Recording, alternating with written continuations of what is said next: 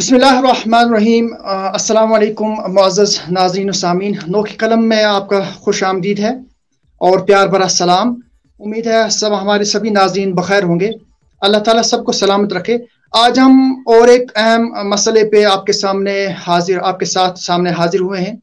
चूँकि आपने माजी में सुना होगा बोपी स्कैम, जेके बैंक का और रिक्रूटमेंट स्कैम, इसी तरह से हाल ही में JKPSI स्कैम, अभी आज तो एक नई बिरयानी स्कैम भी आ गई है। गोया स्कैम्स, दर्जनों में स्कैम्स हो रहे हैं और हमारी नौजवान जो पीढ़ी है, नौजवान नस्ल है, वो बुरी तरह पिस रही है। हमारे जो तालीम याफ्ता नौजवान है वो बुरी तरह पिस रहे हैं। और गुज़श्ता 20 दिनों से हमारे FFA के जो क्वालिफायर्स हैं, जिन्होंने इम्तिहान में FFA के इम्तिहान में कामयाबी हासिल की है, वो प्रेस कॉलोनी में सरापा एहतजाज है। उनकी कोई सुन नहीं रहा है। उन्हें ये खदशा है कि हुकूमत इसको गपले इसमें उनको हुकूमत को इसमें गबले का खदशा है, स्कैम का खदशा है इस रिक्रूटमेंट में। और वो चाहती है कि वो इसे भी खत्म करके, जैसे JKPSI का जो इम्तिहान कलअदम करार दिया गया, और इस तरह से वो FA के इम्तिहान को भी कलअदम करार देगी। तो उसी सिलसिले में जो नौजवान है जिन्होंने एग्जाम बड़ी मेहनत से कामयाबी हासिल की है, वो बहुत परेशान है, वो जहनी तनाव का शिकार हो गए हैं और सरापा एहतजाज है। हम आज इसी अहम मौजू पे आपके सामने हैं। हमारे साथ इंतहाई मुअज़्ज़ज़ मेहमान आदिल नज़ीर खान साहब, तारुफ के मोहताज नहीं, सोशल एक्टिविस्ट हैं। ये डिबेट्स में हिस्सा लेते हैं, नेशनल लेवल पे डिबेट्स में हिस्सा लेते हैं। तलबा के मसाइल और नौजवानों के मसाइल पर खुल के बोलते हैं। और इसके साथ हमारे साथ नसीर अहमद जो है FA क्वालिफायर, जो जिन्होंने इम्तिहान में कामयाबी हासिल की है और ये भी इस एहतजाज में शामिल हैं। तो नसीर साहब, आप पहले अपनी माइक अनम्यूट कीजिए प्लीज।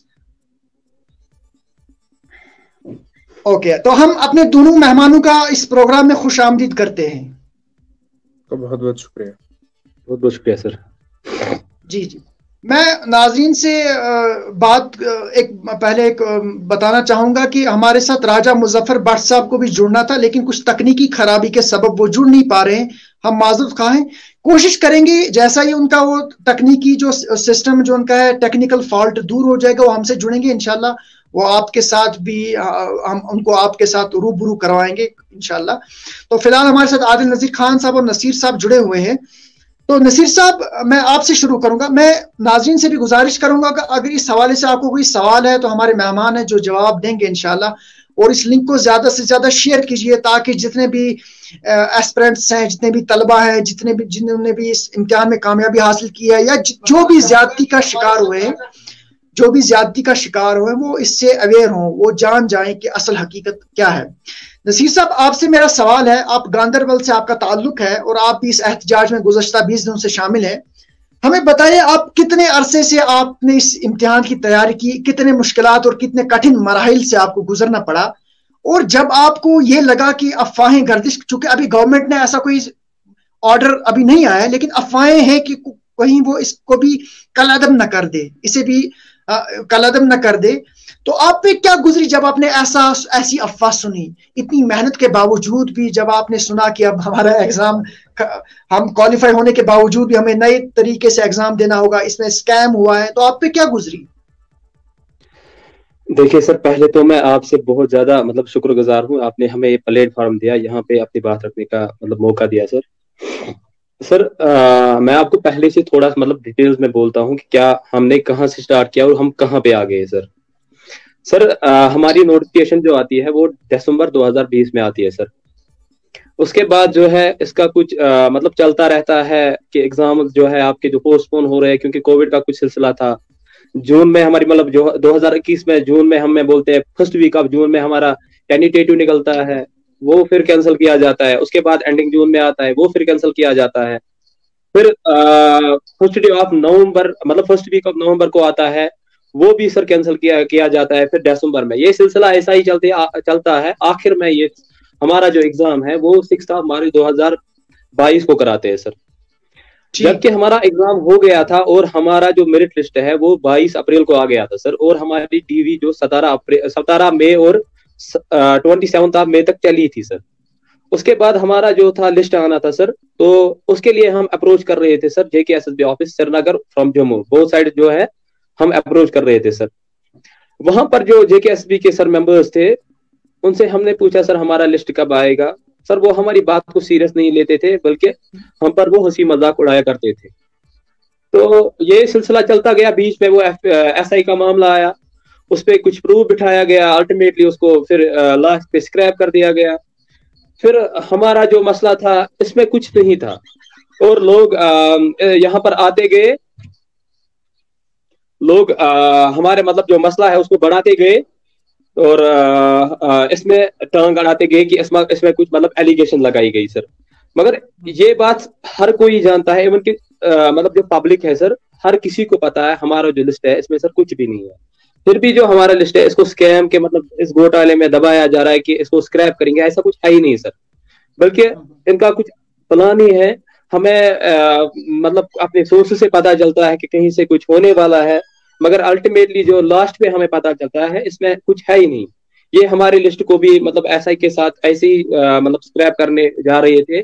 जब हमको पता चला और हम प्रोटेस्ट पे बैठे, इनको रास्ता ना मिला, तो अभी हम 20 दिनों से प्रोटेस्ट पे बैठे हुए हैं सर। लेकिन आप मतलब ये बात कहीं मुझे हजम नहीं हुई कि एडमिनिस्ट्रेशन से हमारे पास कोई बंदा आता ही नहीं है सर। हमने पढ़ा है, मैंने इसके लिए बराबर 2.5 साल पढ़ा है। मैं समझ गया आपकी बात नसीर साहब। आपने बड़ी मेहनत की और आप पे बड़ा ये शॉक गुजरा, आप पे बड़ा गिरा गुजरा जब आपने सुना कि हमारा लिस्ट भी स्क्रैप होने जा रहा है। चूंकि अभी गवर्नमेंट ने कोई ऑर्डर नहीं निकाला है, हम इस पे कुछ ज्यादा नहीं कह सकते। अच्छा, जो आपके साथ क्वालिफायर्स हैं, जिन्होंने ये इम्तिहान क्वालिफाई किया है, कामयाबी हासिल की है, उनके भी नफ्सियाती तौर वो भी बड़ी जहनी तनाव का शिकार हुए होंगे।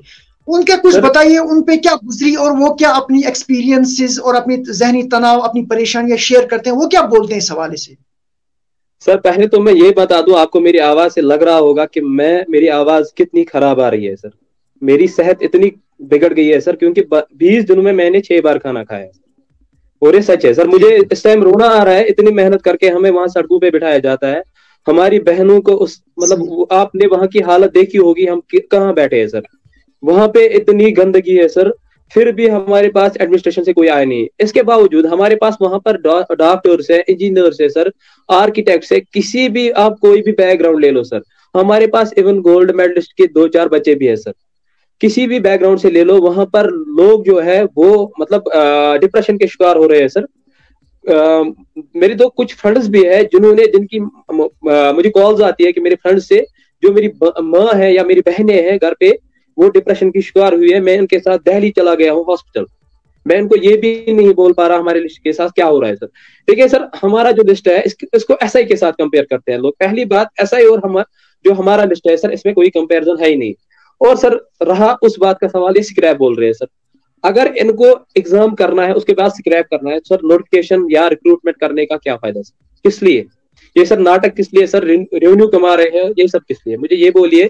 हम मेहनत कर रहे हैं, दिन रात एक कर रहे हैं, पढ़ रहे हैं, लेकिन हमारी मेहनत कहाँ जा रही है सर? सड़कों पे बिठा रहे हैं सर। बेटी पढ़ाओ सड़क पे बिठाओ हो रहा है आज सर। बहुत ज्यादा तकलीफ मिल रही है वहां पे। बहुत सारे बच्चे जो है वो फेंट हो रहे हैं कि आए ना आए दिन, हर दिन हम 2-4 बच्चों को जो है हॉस्पिटल देते हैं सर। हमारे पास हम में से कौन क्या खा रहा है इस बात की फिक्र ही नहीं है किसी को। यहाँ पे जो ब्यूरोक्रेट्स है सर, वो अपनी वहां पे चला रहे हैं सर। हमारे पास आज तक कोई आया नहीं है। Even from the regional parties we were expecting that they will join us, but सब हमारी तरफ से सब जाया सर। हर कोई वोटिंग के वक्त हर कोई हमारे साथ होता है सर, यहाँ करो, ये फ्री देंगे सर, लेकिन हमारे पास कोई नहीं। तरफ आना चाहूंगा, मैं आपकी बात समझ गया। आप पे बड़ी जहनी तनाव का शिकार होंगे आप सब लोग, आप में बड़ी परेशानी होगी, गम और घरेलू माहौल भी बड़ा बिगड़ गया होगा। आदिल नजीर खान साहब की तरफ मैं आना चाहूंगा। आदिल साहब, पहले JKPSI का स्कैम और स्क्रैप किया गया, और अब FA का स्क्रैप होने की अफवाहें गर्दिश कर रही हैं। JKSSB, कल में राजा मुजफ्फर भट्ट साहब से हमारा एक प्रोग्राम भी था, उनने एक बाइट भी दी थी हमें। उनका कहना था कि करोड़ों रुपए 77 करोड़ कुछ ऐसा उनने बताया था, 77 करोड़ रुपए JKSSB ने कमाया है इन एस्पिरेंट्स से। तो आप बताइए खिचड़ी क्या पक रही है, मकासद क्या है असल में गवर्नमेंट के, इंतजामिया के, जो इस स्क्रैप पे स्क्रैप कर रहे हैं, स्कैम्स पे स्कैम्स हो रहे हैं, तलबा परेशान है, बेरोजगारी बढ़ रही है, नौजवान डिप्रेशन में चले गए हैं। इस सारे मंजरनामे को आप कैसे देखते हैं? देखिए गाजी साहब, सबसे पहले तो मेरे हिसाब से अगर JKPSI का जो लिस्ट स्क्रैप किया गया और अगर ये प्लान बना रहे हैं कि FFA का लिस्ट भी स्क्रैप करेंगे, तो मेरे हिसाब से ये सबसे बड़ा दबा है बीजेपी के नाम पे और LG गवर्नमेंट पे भी। क्योंकि अगर आपको हर एक एग्जाम, जिस एग्जाम के लिए हमारे बच्चे 3-3, 4-4, 5-5 साल मेहनत करते हैं और अपना खून पसीना एक करते हैं, और 4 साल 5 साल एक जगह देना कोई छोटी बात नहीं है, उसके बाद आप उनका एग्जाम कराते हैं, उनसे आप फॉर्म्स का फीस लेते हैं, सारी चीजें कराते हैं, उसके बाद एग्जाम लेने के बाद आप उनको बोलते हैं कि भाई साहब स्कैम हो गया। तो आपकी सरकार क्या, आपकी एडमिनिस्ट्रेशन चने भेज रही थी? आपका सिस्टम कहाँ था? अगर आप खुद ही बोल रहे हैं कि स्कैम हुआ है सब इंस्पेक्टर के एग्जाम में या FFA के एग्जाम में, that means this government is most corrupt government. ऐसा कहीं इंडिया में किसी भी स्टेट में या किसी भी यूनियन टेरिटरी में नहीं देखा गया। 2 सबसे बड़े एग्जाम अभी किए गए जम्मू कश्मीर के अंदर JKSSB की तरफ से, एक तो हमारा सब इंस्पेक्टर एग्जाम था, दूसरा ये हमारा FFA का एग्जाम है। सब इंस्पेक्टर तक वो स्क्रैप कर दिया इन्होंने, अब FFA को भी स्क्रैप करने की पूरे प्लान चला रहे हैं।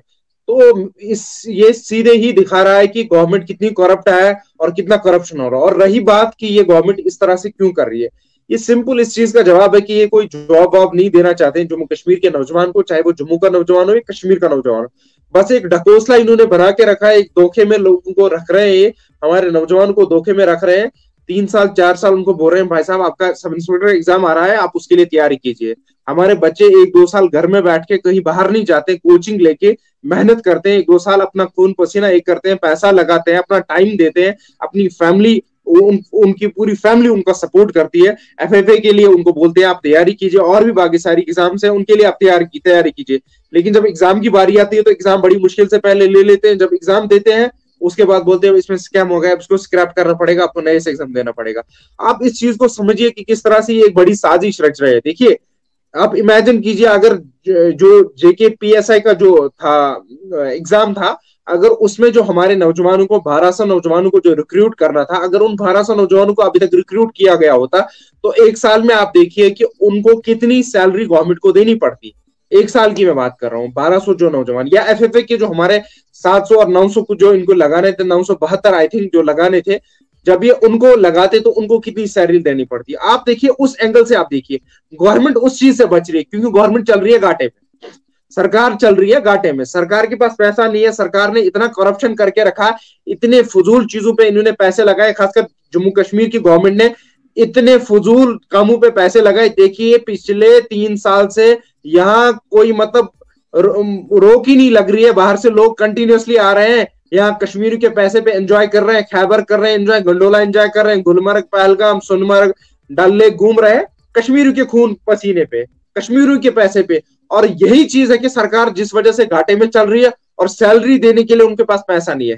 यही तक बात नहीं है, ये JKPSI या FFA की स्टूडेंट्स की बात नहीं है, जबकि मुझे सुनने में आया जो ट्रेजरीज हमारी है वो बिल्कुल खाली हो गई है। जो लोग बेचारे रिटायर हुए हैं, जिनको पैसा मिलना था रिटायरमेंट के बाद, वो पैसा उनको पिछले 1 साल से पेंडिंग है। और कुछ लोगों ने, मुझे बहुत सारे ऐसे कॉल्स आए कि कुछ लोगों ने GB फंड के लिए अप्लाई किया था कि उनको GB फंड चाहिए, अपना उनका पैसा होता है, वहां से गवर्नमेंट कहती है, ट्रेजरी वाले कहते हैं कि हमारे पास पैसा ही नहीं, पीछे से पैसे ही नहीं आ रहा, ये पैसा जा कहाँ रहा है, ये किस तरफ से डाइवर्ट किया जा रहा है। असल में बात को ये समझना जरूरी है, ना तो इनको सब इंस्पेक्टर के जो हमारे कैंडिडेट्स थे उनको उनको तनख्वाह देने के लिए पैसा था, ना ये जो हमारे FFA के लिए। अब ये इनको डिले करके नए नए एग्जाम के लिए ढकोसले में लेके आ रहे हैं।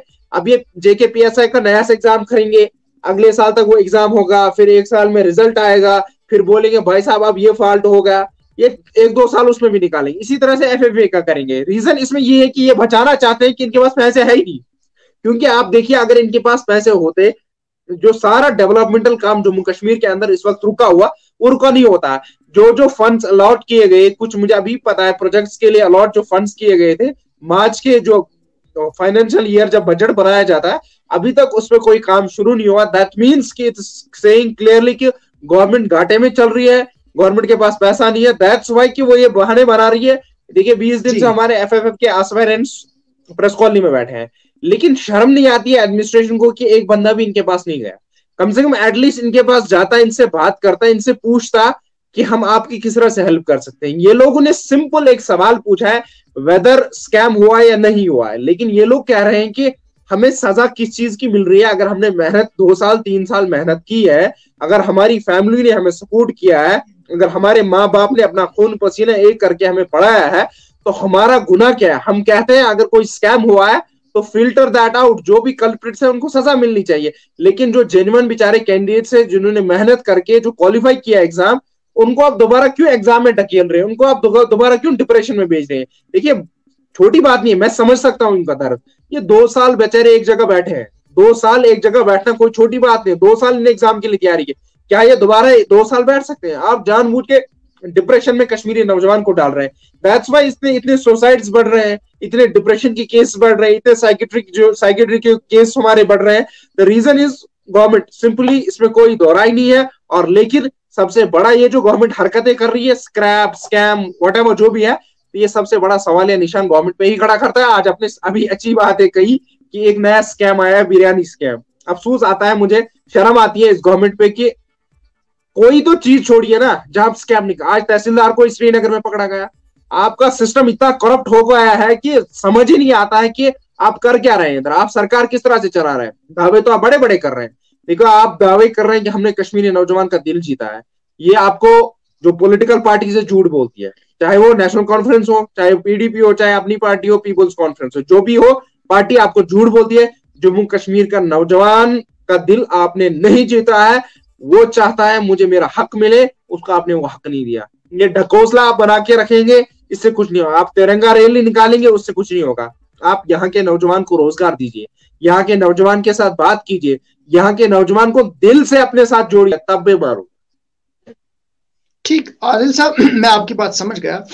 चूंकि हमें कुछ तलबा के साथ बात भी हुई, कुछ नौजवानों के साथ। आदिल साहब से मैं आपसे एक और सवाल करना चाहूँ, उसके बाद मैं नसीर साहब की तरफ आऊंगा। मैं नाजरीन से भी पहले कहना चाहूंगा कि अगर आपको कोई सवाल है इसके मुतालिक, हमारे साथ नसीर साहब हैं जो 20 दिनों से, गुज़श्ता 20 दिन से प्रेस कॉलोनी में प्रोटेस्ट पे हैं, एहतजाज कर रहे हैं और मुसलसल परेशानियों का सामना कर रहे हैं। तो आदिल नजीर खान साहब भी हमारे साथ हैं, ये भी जवाब देने की कोशिश करेंगे। आदिल साहब, हमने नौजवानों और तलबा से बात की, उनका ये कहना था कि जब 5 अगस्त 2019 को आर्टिकल 370 हटाया गया, जब मनसूखी होगी आर्टिकल की, उस दफा की, तो हम ये सोच रहे थे कि हुकूमत ने कहा था, मरकजी सरकार ने कहा था कि यहाँ खुशहाली होगी, रोजगार होगा, करप्शन नहीं होगा, टेंशन नहीं होगा, डिप्रेशन नहीं होगा, पीस होगा, अमन होगा, सुकून होगा। लेकिन जब हम अमली तौर पे एग्जाम देके बच्चा, स्टूडेंट कामयाब भी हो रहा है, उसके बावजूद भी वो स्क्रैप हो रहा है, उसको कलदम किया जा रहा है, उसको डिप्रेशन में धकेला जा रहा है, तो इस सारे मंजरनामे में यहाँ से एंटी करप्शन ब्यूरो की रेड्स भी हो रही हैं, करप्शन बहुत ज्यादा बढ़ गया है, और जो नौजवान हैं, जो गरीब लोग हैं, वो बहुत सफर कर रहे हैं करप्शन की वजह से। तो इस सारे मंजरनामे, जो मरकज के जो दावे थे, कहीं वो झूठे तो साबित नहीं हो रहे हैं? मरकज के जो दावे हैं वो झूठे साबित क्या हो रहे हैं, वो खुद ही उनको झूठा साबित कर रहे हैं। देखिए 2019 में जब 5 अगस्त को उन्होंने एक फैसला लिया था, जब उन्होंने जम्मू कश्मीर की एक आइडेंटिटी जो आर्टिकल 370-35A को खत्म किया था, और उसके साथ साथ उन्होंने और एक काम किया था जो कि पूरी दुनिया में शायद कहीं पहली बार हुआ हो और अनडेमोक्रेटिक और अनकॉन्स्टिट्यूशनल हुआ हो। आप एग्जाम्पल के तौर पे समझ सकते हैं, एक यूनिवर्सिटी को एक स्कूल में बदल दिया गया, एक मिडिल स्कूल में बदल दिया गया। जैसे स्टेटहुड को हमें स्टेट से यूनियन टेरिटरी लाया गया। ये फैसले 2019 को 5 अगस्त को बीजेपी ने लिए थे, और दावे ये किए थे कि there is corruption in Jammu and Kashmir, there is no development in Jammu and Kashmir, there is no employment in Jammu and Kashmir. ये on the floor of house देश के गृह मंत्री, देश के होम मिनिस्टर ने कहे थे। अमित शाह जी ने फ्लोर ऑफ हाउस पे बड़ी बड़ी तालियां मार मार के कहा था कि ऐसा करेंगे, ऐसा बदलाव लाएंगे। लेकिन आज 3 साल होने को है, आज 2 अगस्त है, 2 दिन बाद 5 अगस्त आने वाला है, 3 साल पूरे हो जाएंगे। लेकिन 3 साल के अंदर क्या बदला है? हमारा नौजवान जो घर में था वो इस वक्त रोड पे है। 3 साल में ये बदला है। हमारा नौजवान जो अच्छे से पढ़ाई कर रहा था वो आज खुदकुशी कर रहा है। हमारा नौजवान जो खुशी से घर में अपने अपने परिवार के साथ होता था, आज वो अस्पताल के अंदर है। ये आपने 3 साल में इस कौम को दिया है, ये आपने इस 3 साल में बदला है। आपको शर्म भी नहीं आती है कि आप खुद ही कह रहे हैं, खुद ही एग्जाम करा रहे हैं, आपकी एजेंसी एग्जाम करा रही है, आपका एडमिनिस्ट्रेशन एग्जाम करा रहा है, फिर आप खुद ही कहते हैं स्कैम हो गया। तो ये सवाल निशान किस पे खड़ा करता है, मुझे बताइए ना।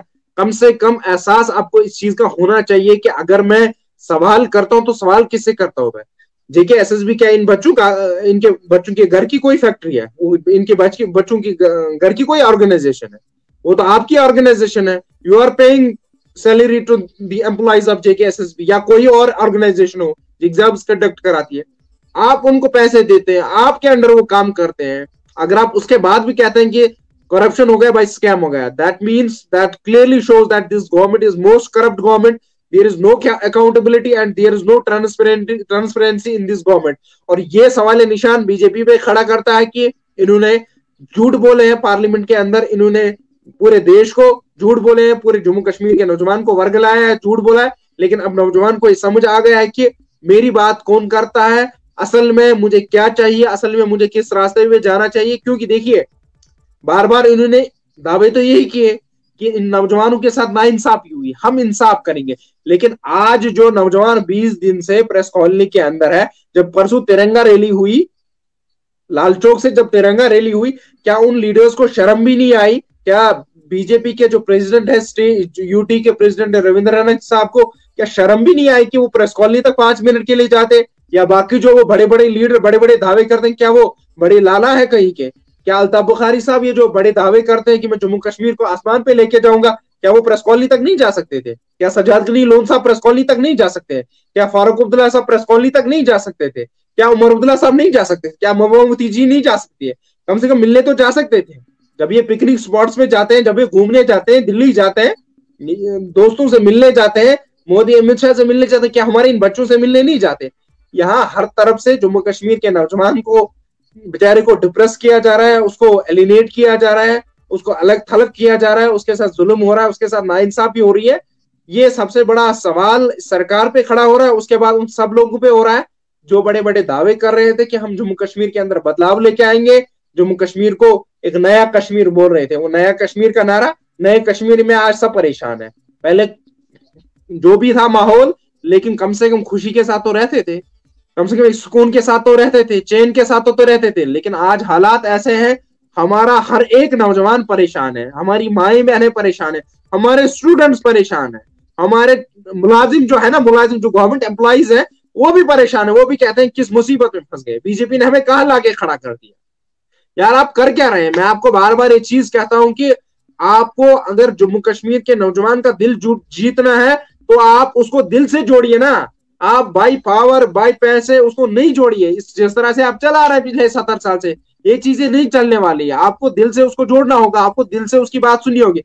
सबसे बड़ा अगर कोई स्टेक होल्डर है जम्मू कश्मीर की प्रॉब्लम में या कश्मीर इशू में, तो वो जम्मू कश्मीर का नौजवान है। लेकिन आप उसी को अलग थलग कर रहे हैं। आप पार्टी बना रहे हैं बीजेपी को, आप पार्टी बना रहे हैं अपनी पार्टी को, आप पार्टी बना रहे हैं पीपुल्स कॉन्फ्रेंस को, नेशनल कॉन्फ्रेंस को, पीडीपी को और भी बाकी सबको। लेकिन जो नौजवान असल में स्टेक होल्डर है इसका, जो इसको आगे लेने वाला है, जो इसको आगे बढ़ाने वाला है, उसके साथ आप बात ही नहीं कर रहे हैं। उसको आप बोल रहे हैं जाके मरो कहीं प्रेस कॉलोनी में, करो प्रोटेस्ट कितने करने हैं, जाओ करो रोड बंद, जो करना है, हम नहीं सुनने वाले आपकी, मरो कहीं के। ये हालात है जम्मू कश्मीर के, अफसोसनाक है।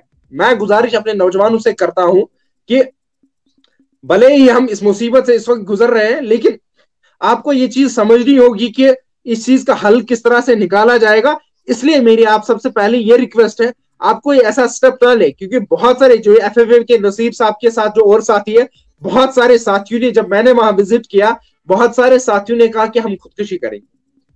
ये मजबूर कौन कर रहा है इनको? अल्लाह ना करे अगर कल को किसी ने इनमें से खुदकुशी करी, अपनी जान खत्म कर दी, तो फिर क्या करना है इस एफएफए का, फिर क्या करना है जेकेपीएसआई का, फिर क्या करना है सरकार का?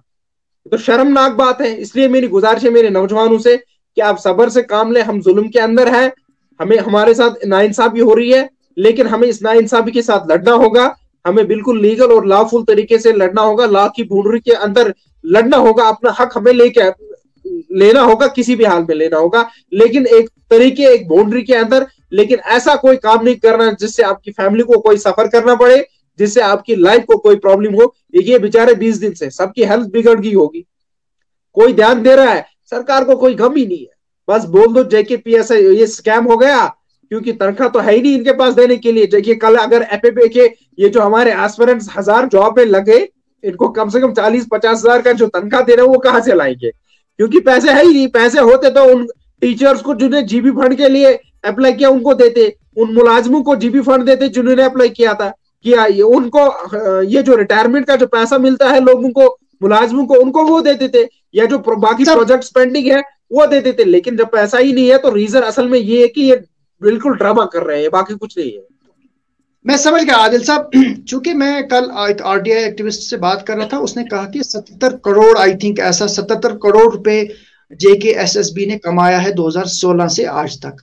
और एक कमेंट भी हमें आया, मंसूर भट्ट साहब कहते हैं I think it is scrapping all pre planned.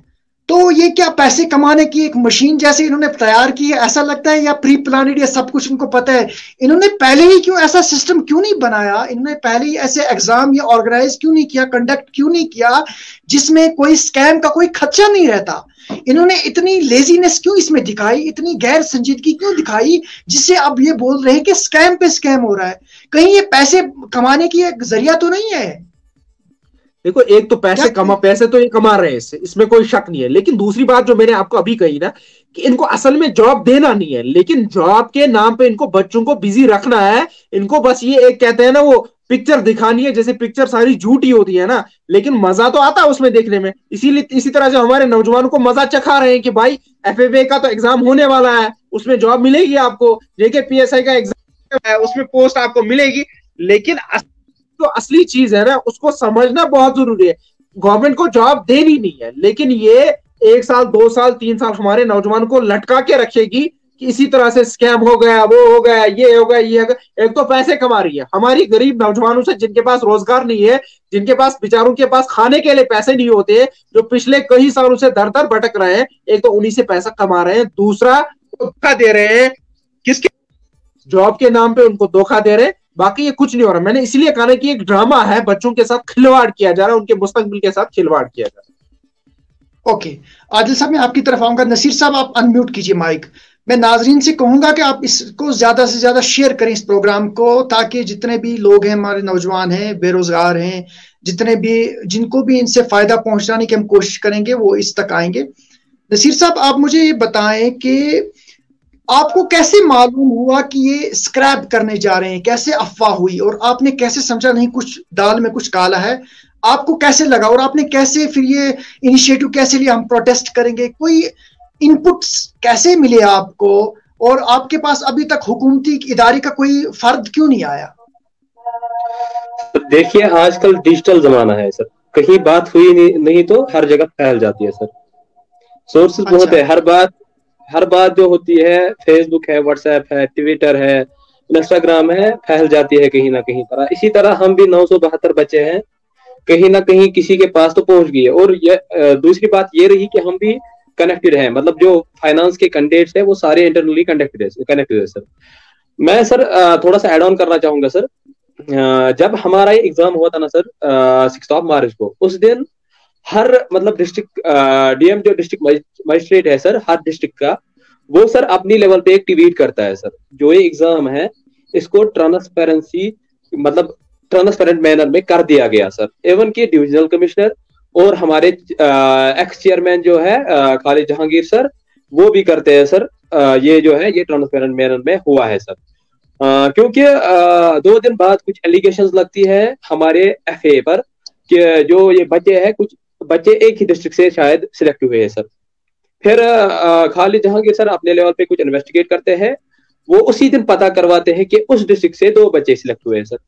तो सर अपनी लेवल पे वो एक ट्वीट कर देते हैं कि जो आप ये एलिगेशन लगा रहे हो सर, ये सर झूठी है।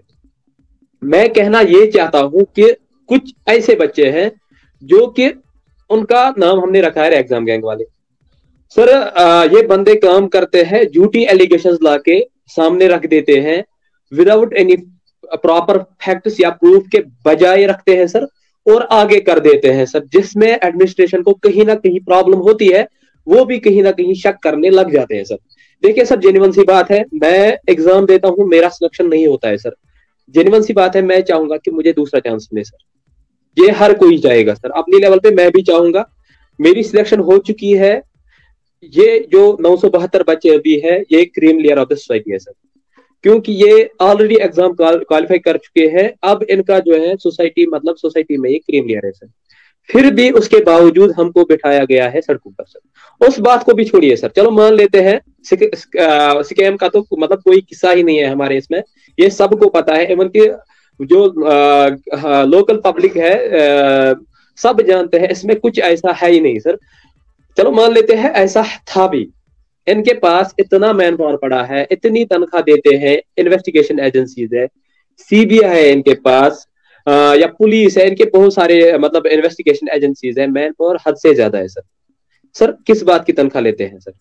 सर 5 बच्चों की गुना मतलब सजा हर एक बंदे को क्यों दे रहे हैं सर? कल ही एलजी साहब वो पुलिस मतलब कहीं पे पुलिस वालों के साथ वो कुछ उनका जो कुछ था, वहां पे वो बोल रहे हैं कि जो गुनहगार है उसको छोड़ना नहीं है और बेगुनाह को छेड़ना नहीं है सर। लेकिन मुझे लगता है 18 दिनों से तो ये हमारे मतलब हम बेगुनाह है सर, हमको ये छोड़ ही नहीं रहे सर, बस हमारे साथ छेड़े जा रहे हैं सर।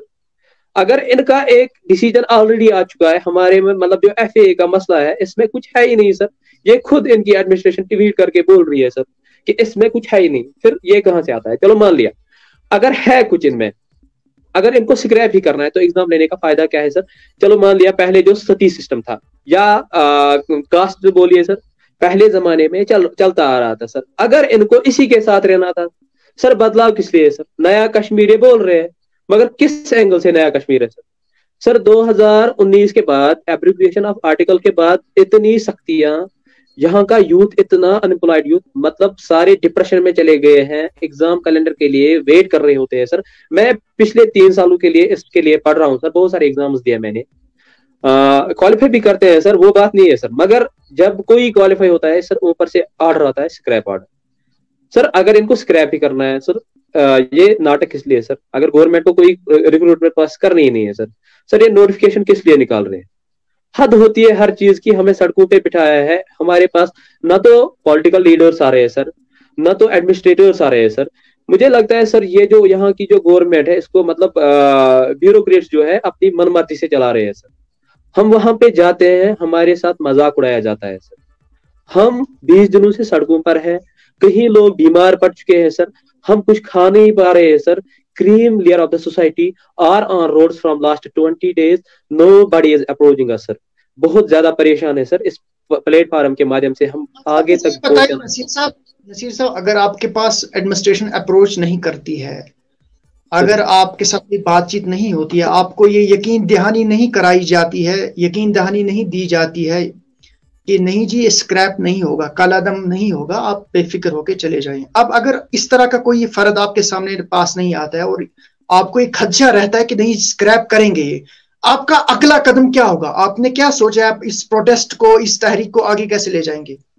सर देखिए सर, मैं अपना जानता हूं और मेरे कुछ भाई हैं, मैं उनका जानता हूं सर। मुझे पता है मैंने कैसे पढ़ा है, मैं कितनी मेहनत की है, और मैंने मेरे घर वालों ने मेरे लिए क्या कुछ किया है सर।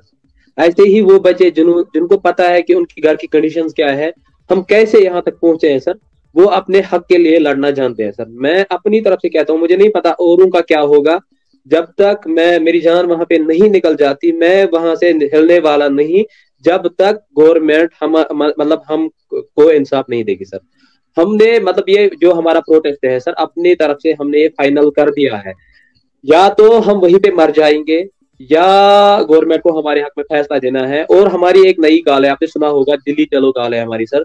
कुछ दिनों बाद हम दिल्ली निकल रहे हैं सर, क्योंकि यहाँ पर हमने देखा जो यहाँ पर एडमिनिस्ट्रेशन है या यहाँ की पॉलिटिकल लीडर्स है सर, हमें मतलब ज्यादा सीरियस नहीं ले रहे हैं सर। 20 दिनों से बैठे हैं, हमें कोई सीरियस नहीं ले रहा है। वो बोल रहे हैं कि आप बैठो, जो करना है करो, हमें जो लास्ट में करना है हम करके रहेंगे। ठीक ठीक ठीक। तो आप अपने साथियों को कोई पैगाम नो की कलम के जरिए से देना चाहेंगे क्या? जो आपका ये प्रोग्राम देख रहे हैं, जो आपके साथ इस प्रोटेस्ट में शामिल हैं, उनके लिए कोई पैगाम आखिर में आप देना चाहेंगे? सर पैगाम कुछ नहीं है, बस इतना कहूंगा कि बहुत बहुत शुक्रिया, आप हमारे साथ हो, हमारे पास हो, ऐसे ही हमें करना है। हम अपने हक के लिए अगर नहीं लड़ेंगे तो हमारा हक छिन जाएगा। और कल को क्या भरोसा, मान लो ये हमने छोड़ दिया, कल को क्या भरोसा आप और एक पोस्ट जो है उसको उसमें क्वालिफाई कर जाते हो, कल को क्या भरोसा वो स्क्रैप नहीं होगा। ये हमारा हक है, हम इसको लेकर रहेंगे सर।